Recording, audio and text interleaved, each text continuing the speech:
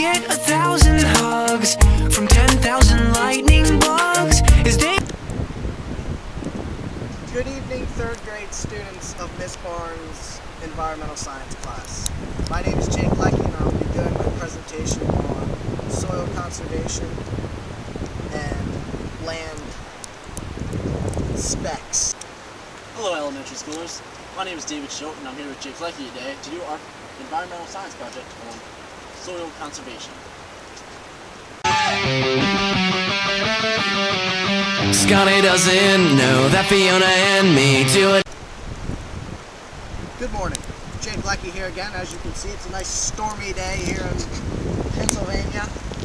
I'm going to talk to you briefly about arable land. Arable land is any land that can be used for farming. As you can see around here, we are covered with arable land. During the growing season, a good majority of this land will be used to grow crops.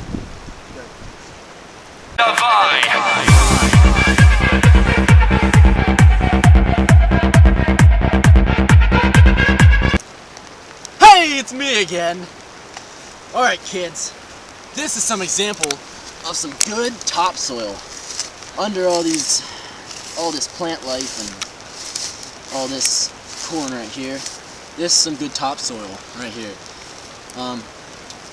Topsoil is the surface layer of soil, which is very rich in organic material.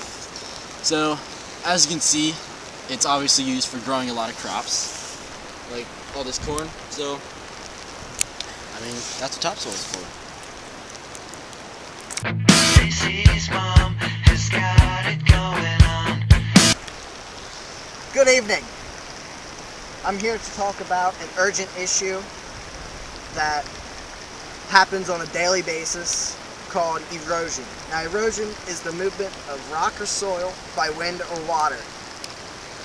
An example of that would be, say, there is a field, an empty field, and water running over top of it, creating a rut, just moving a bunch of soil out of one place and pushing it down somewhere else, maybe into a stream, or something of that nature.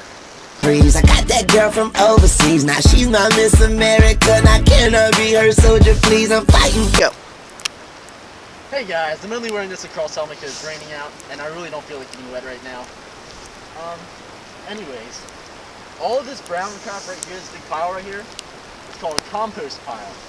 A compost pile is partly decomposed organic material, which for the most part is spread over land to help grow materials because it puts great minerals into the ground and helps grow many things. She thinks my tractor's sexy. It really turns her on. Pesticides. Chemicals used to kill insects. Farmers use pesticides to kill the insects that are destroying their crops. Farmers like their crops. It's where they get their money. And Americans are very greedy.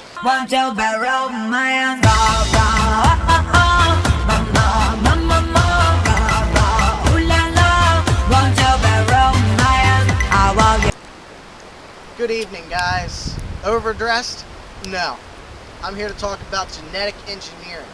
Genetic engineering is when technology is used to change genetic material in a living cell. Now that could be anything from changing a goat to have 4 legs, or corn to be bigger, or have more kernels, or tomatoes to be juicier. Anything that would cause a change in the plant. Please come now, I think I'm falling, holding on the wall, I think you're safe. Hey, it's me again. Biological pest control. Biological pest control is when they bring in living organisms to kill other living organisms that are killing their crops. So, for example, if there's beetles eating crops, they'll bring in and like spread out, certain insects that eat beetles to keep the crops from being destroyed by them. Set to drain. Conservation practices. Conservation practices is anything that will not speed up the process of erosion, such as farmers leaving the stubble of corn in the ground, keeping the roots to hold the rest of the topsoil there,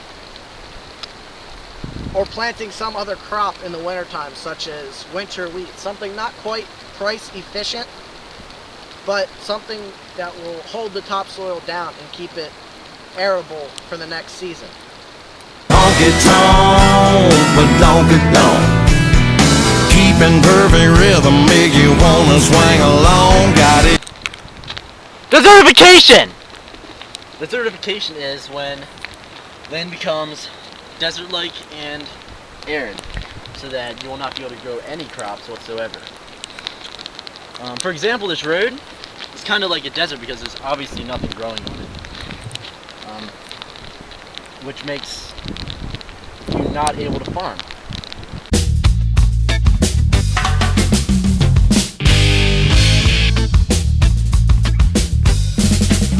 Why? Salinization, the accumulation of salt in soil. This road has salt that gets added to it in the wintertime to melt the snow. The accumulation of salt makes the topsoil unhealthy. Salty. You would not believe your eyes if 10 million fireflies lit. Sustainable agriculture. Sustainable agriculture is more earth-friendly farming. For an example, putting biodiesel in your tractors to help save the environment. Also, rotating the crops so that it does not deplete the nutrients in the soil.